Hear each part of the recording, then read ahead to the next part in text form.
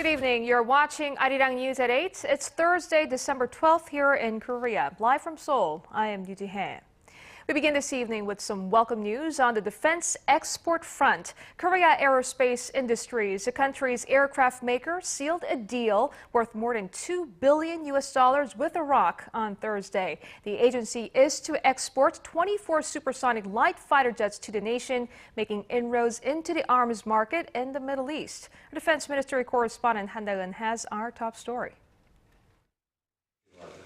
Korea Aerospace Industries signed a landmark export contract with Iraq on Thursday.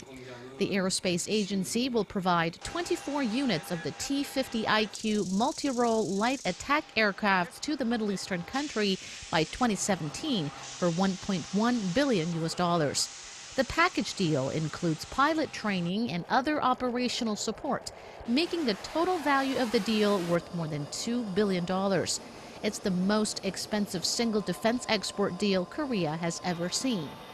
The T-50IQ, built by Korea Aerospace Industries, is a supersonic light fighter that can also be used as an advanced trainer jet. With an engine output of more than 8,000 kilograms and a top speed of Mach 1.5, it can load more than 4,500 kilograms of armed gear. The biggest strengths of the T-50IQ, officials say, is that it's one of the world's most advanced trainers, suitable for fifth-generation fighter jets. Plus, it can carry the latest weapons, such as AIM-9 air-to-air missiles, AGM-65 air-to-surface missiles, and JDAM guided bombs. KAI officials say there's rising global demand for light fighters to replace aging fighter jets, and that the T-50 is emerging as an attractive option because of its competitive price range. Officials aim to sell more than 1,000 units, with a target to increase its global market share to up to 30%. One unit of the T-50 has the same economic effect as selling 1,000 units of mid-sized automobiles. The contract with Iraq has shed a new light on Korea's defense industry, demonstrating a potential to become a new growth engine for the nation. Han Da-eun, Arirang News. Korea has again called on Japan to take down multiple videos that claim jurisdiction over the Korea-controlled Dokdo Islets. Seoul's Foreign Ministry spokesperson Cho Tae-young said Thursday that the Korean government will take strong action against any move that challenges its territorial sovereignty and urged Japan to remove the 87-second multi-language clips immediately from its government website and YouTube. The Japanese government on Wednesday posted videos in 9 different languages, including in Korean, using the Japanese name for the islets Takeshima. Last month, Japan's foreign ministries posted a similar video in English on its YouTube channel, which also drew condemnation from Korea. Moving now to the National Assembly, the state spy agency presented a set of self-reform measures Thursday aimed at overhauling the unit accused of being politically tainted. The direction and scope of reform, however, have been received in a different light by the rival parties. Our Kim Hyun-ji reports. National Intelligence Service Chief Nam Jae-jun on Thursday presented his agency's plan to reform itself to lawmakers. The spy agency stands accused of launching an online smear campaign targeting opposition candidates in the run-up to last year's presidential election. The reform proposal submitted by the NIS would scrap a system that gives NIS agents unbridled access to the National Assembly, political parties, and media outlets. The plan also includes setting up a center that will handle employee complaints of unjust or inappropriate orders from superiors that could force them to intervene in politics. Whether the complaints are legitimate would be determined by a special panel that would be led by 2 prosecutors dispatched from outside the agency. Under the plan, all NIS agents and new recruits would be required to take an oath to not intervene in politics during their tenure. The proposal also calls for the establishment of codes that clearly define the scope of its psychological warfare campaign against North Korea. The ruling party has given out a rather positive review of the spy agency's proposal, saying that it presents a clear guideline to keep agents from intervening in politics. However, the main opposition party criticized the plan, saying that it does not discuss core issues such as toughening the parliament's control over the agency's budget. The reform proposal shows the spy agency's endeavors to overhaul itself. My party will work with the opposition party to complement that proposal.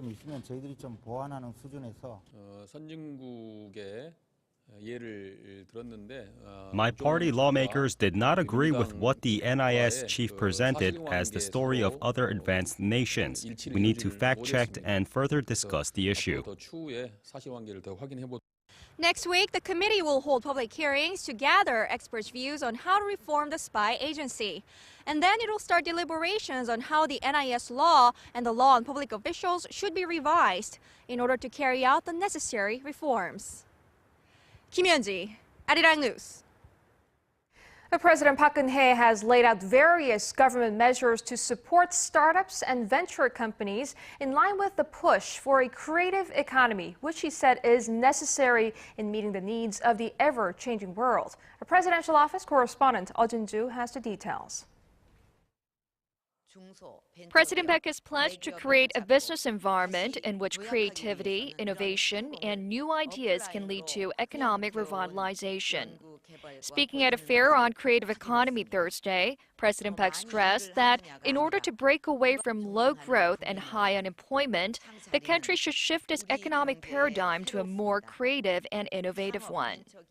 창조 경제 시대에는 거대 자본과 글로벌 네트워크가 없어도 누구든 창의적 아이디어를 통해 새로운 가치와 시장을 만들어낼 수 있습니다. As part of its efforts to realize a creative economy, the Park administration has set up a financial aid system for startup and venture firms and is creating an overseas network to help these companies expand into the global market. A state-run creative economy town website was established in September as a platform to help commercialize creative ideas that individuals have but weren't able to make a business out of due to a lack of money or know-how. More than 3,800 ideas have been proposed on this website since its creation. President Park has vowed to now create a so-called offline creative economy town nationwide that will contain the different resources and strategies of each region and provide local residents with tailored government support. The president also put an emphasis on finance as the key to connect such efforts into real business. 금융업의 경쟁력을 높이고 금융 지원을 강화해서 창조 경제에 시드 머니가 넘치도록 만들 것입니다. Tearing down red tape that gets in the way of creativity, innovation, and convergence was another of the president's pledges. The government plans to launch a private and public joint bureau on the creative economy this month that will be composed of related ministries, SMEs, venture firms, and conglomerates to more effectively devise measures that are essential in the field. Oh Jin-joo, Arirang News. And here's the latest on the relocation of government ministries and agencies to Korea's new administrative city of Sejong. Now, starting this Friday, the second phase of that movement begins. And our Park Ji-won tells us how the relocation process is coming along. The Korean government's relocation to the multifunctional administrative city of Sejong enters its second phase starting this Friday. Over the next 2 weeks, 16 government ministries and sub-agencies will move to Korea's new complex in Sejong, some 120 kilometers south of Seoul. The agencies relocating during the second phase include the Education, Culture, and Trade ministries and their sub-organizations. They are scheduled to complete their moves by the end of December. 14 other ministries, state agencies, and their sub-organizations, such as the Prime Minister's Office and the Finance and Environment Ministries, already moved to Sejong late last year. When the second phase of the government relocation plan is completed at the end of the month, there will be some 10,000 public officials working at this government complex in Sejong.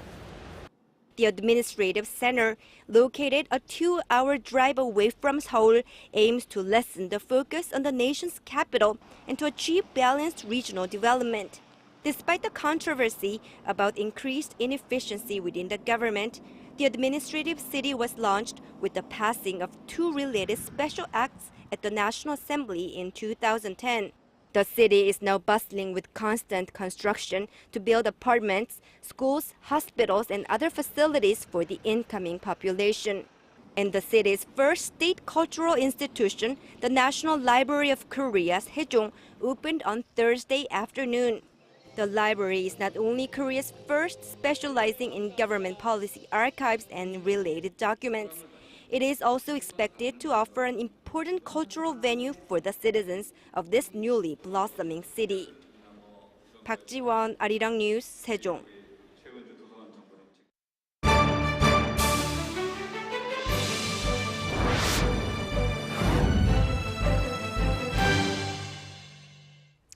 It's just been several days since the North Korean regime confirmed the ousting of Chang Sung-taek, once seen as the power behind North Korean leader Kim Jong-un. Now, since then, various theories have been circulating about his fate and the future of the world's most isolated country. For more insight, we go one-on-one with Dr. Kim Hyun-wook, professor at the Korea National Diplomatic Academy. Now, thank you very much for joining us. Thank you very much. Well, generation after generation, we have seen similar cases of purges of North Korean officials throughout the succession of the Kim dynasty. Can you walk us through the history of how the leaders try to take a tight grip on power and how they differ? Of course, they might be different. Kim Il-sung, Kim Jong-il, and current Kim Jong-un, they might definitely have some different background historically and periodically. But I think basically the major purpose was to establish their sole governing system. Kim Il-sung, who is current leader's grandfather, I think his purge began from 1950s and 60s in order to establish his own sole system, like removing a lot of factions like Soviet factions and Kapsan factions and China factions, so and so forth. And when he was removing all those people who were helping him out to establish his sole system, governing system, were the people at Kapsan faction. And they were finally removing those people, which means that the sole governing system establishment requires the final purges, which means that his very intimate aide should be purged at the last moment. Mm-hmm. So I think that is pretty much repeated right now in Kim Jong-un's purge. Is removing Chang Sung-taek, who has been the major person to help out Kim Jong-un's power stabilization. So I think, of course, Kim Jong-il's period when there was 1996 big North Korea famine, those crises has been also overcome by purging some agriculture secretary, for example, criticizing him and giving him all the debt for the causes for the North Korea famine. Mm-hmm. So I think looking at all the histories of purges in North Korean leaders, these has been required and necessary processes to establish the leaders' sole governing system. To maintain their power. I see there has been a speculation that Chang's dismissal and the removal of his associates could lead to a series of political asylums. Do you believe this is true? Yes, I think there have been some news that some of the aides of Chang Sung-taek has tried to defect from North Korea, possibly to China and South Korea. Yes, I think it's true, but I think it's not very easy because this is not the same as other types of ordinary defection. This is something relevant to the political purge, and those people who are now trying to defect from North Korea are pretty much in such a close surveillance and control by North Korean authority like State Security Department. So I think defection would not be easy. And also from the side of China and South Korea, it's very delicate and considerate decision whether they have to accept those defected people or not. So unlike the rumors and news medias, I don't think the defection would be that easy for now. I see. Well, will the silencing of Chang's forces have any impact on North Korea's nuclear missions or even the resumption of six-party talks? I think that we have to look in several elements. First one we have to look into is the current North Korean-China relations. I don't think ever since the inauguration of Kim Jong-un, North Korea-China relation has been very good. Still have difficulty. Kim Jong-un has not visited Beijing yet. So I think they have to overcome the current status of the relationship, make it back to the normal, relationship. So I think that's why North Korea would not, change its policy in its nuclear weapons. I mean, they have been listening to Chinese, advices, following the, lot of gestures to open the dialogue with the United States and six-party process. So I think this kind of, policy would continue in the future. But one thing I'm worrying about is whether the Jangsong tax purge, its implications that Kim Jong-un's power is getting strengthened, or is the result of the power struggle within North Korea. If Jangsong tax has been purged by, some, military groups' influences, or Chae-ryong has, influences, I think this would, come into some unexpected result. If a military guy replaces Jangsong tax position, the strong and very hawkish postures might sometimes be reflected in North Korea's foreign policies, which would be, would come out as one part of the nuclear policies, which means that North Korea, in the short term, possibly can provoke militarily vis-a-vis South Korea, or fourth nuclear test might be possible. But the more, mainstream ideas and opinions so far is that North Korean policy would, would not change in the future. I see. Well, back here in the South, President Park Geun-hye expressed concerns about how the instability within the North Korean society could have an impact on inter-Korean relations. Could Seoul take advantage of that situation in some way? If so, how can we do that? Well, I don't think it's really a big chance for us to take advantage of. I mean, we have to wait and see what will be the result of the Jangsong tax purge. But unexpected thing would definitely happen, because whenever some instability within North Korea emerged, that had a high possibility to be linked to the external crisis and external provocative behaviors. So that's why we have to be ready.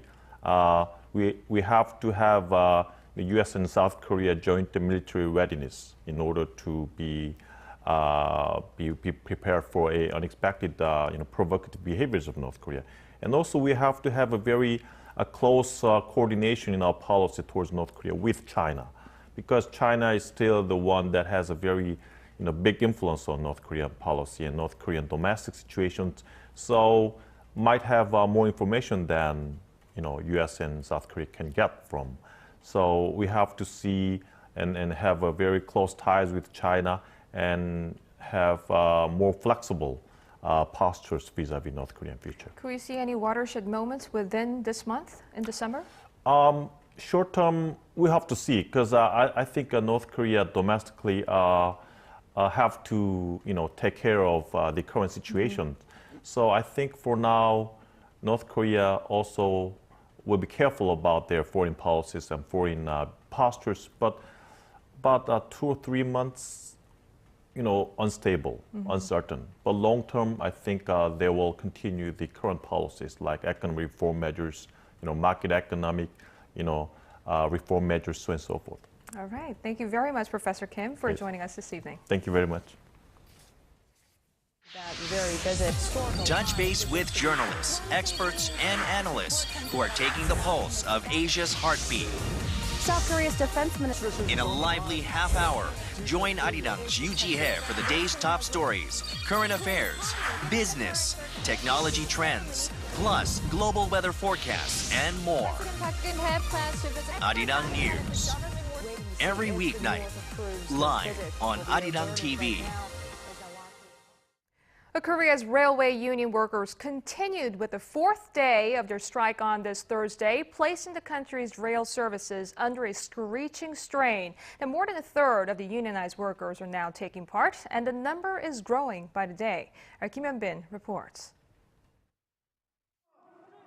An additional 860 workers that are on strike were removed from their posts on Thursday evening, bringing the total number of those suspended without pay to more than 7,600.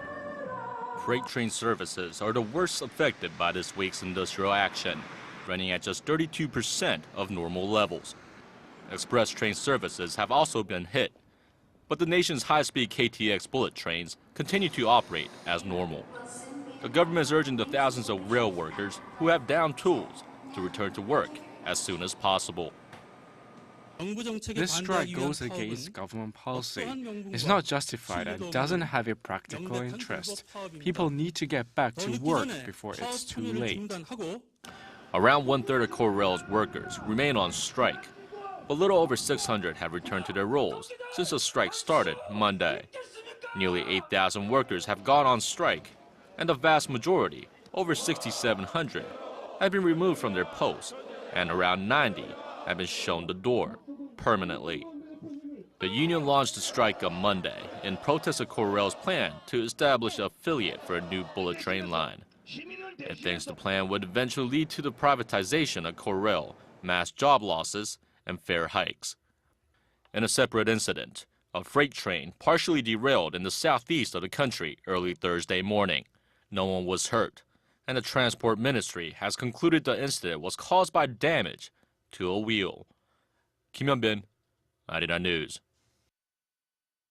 A defeat for Samsung on its home turf. A Seoul court on Thursday ruled in favor of Apple, saying the American tech firm did not violate 3 of Samsung's patents. The Seoul Central District Court said that Apple did not infringe on Samsung patents related to text messaging, adding that 2 of Samsung's patents lacked originality and 1 was not used in the iPad models in question.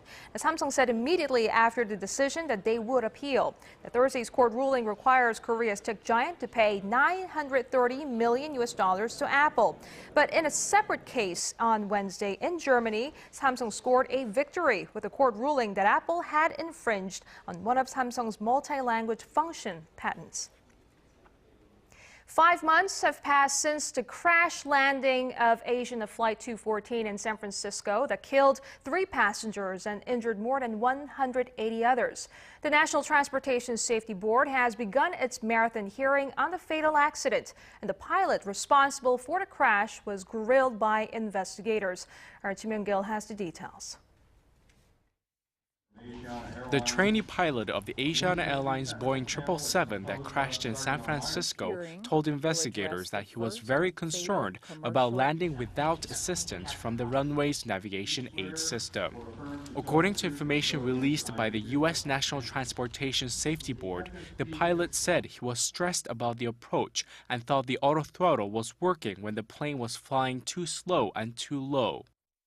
About 11 seconds prior to impact, an audible alert consistent with the low airspeed caution was recorded. But the action was too late, and the main gear and underside of the aft fuselage struck the seawall. The airport's navigation aid was out of service due to construction, although a visual lighting system was operational at the time of the crash. Captain Lee Gang-guk, who had a lot of experience in Boeing 747s but was transitioning to a Boeing 777, might have inadvertently disabled a speed control system, according to NTSB documents. The hearing focused on whether the pilot's over-reliance on the autopilot system had degraded his human flying skills and increased the risk of accidents. The automated cockpit system is also seen as key to the probe. Some crew members told investigators the autothrust that controls the aircraft power was always engaged, but the safety board said it was not engaged when it approached the runway. Ji Myung-gil, Arirang News.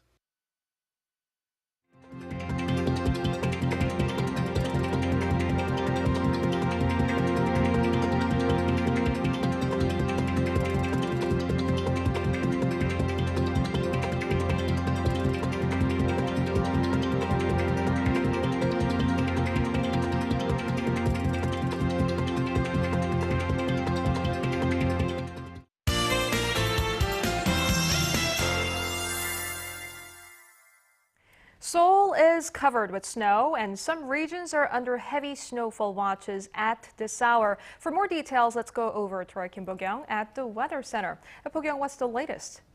Well, Ji-hye, the Chungcheong, Gangwon, and Gyeongsangdo provinces are under a heavy snowfall watch. Now, a heavy snowfall watch was issued here in Seoul earlier today, but that was canceled at 5 p.m. Taking a look at the current conditions, as you can see, it is cloudy across the map, and showers or snow are seen throughout the country due to a low-pressure trough. Now, currently, over 2 centimeters of snow per hour are falling on the mountains of Gangwon-do province, which are forecast to see more than 10 centimeters of snow into the night. Also, although numbers say that it's minus 0.5 degrees here in Seoul, it feels like it's minus 7 out there due to the strong cold winds. Other than that, tomorrow morning, if possible, it is recommended that you use public transportation. This is because as daytime highs will remain at around 0 degrees, it is highly likely that the snow will lead to icy road conditions. Taking a look at tomorrow's readings, Seoul starts off the day at minus 7 degrees with a high of minus 2. Meanwhile, Gwangju and Busan make it to 3 and 5 degrees respectively. Moving on to other regions, Daejeon hits minus 1 degrees while Mount Kumgang remains the coldest at minus 12. Well, that's all I have for you this hour, and back to you, Ji-hye.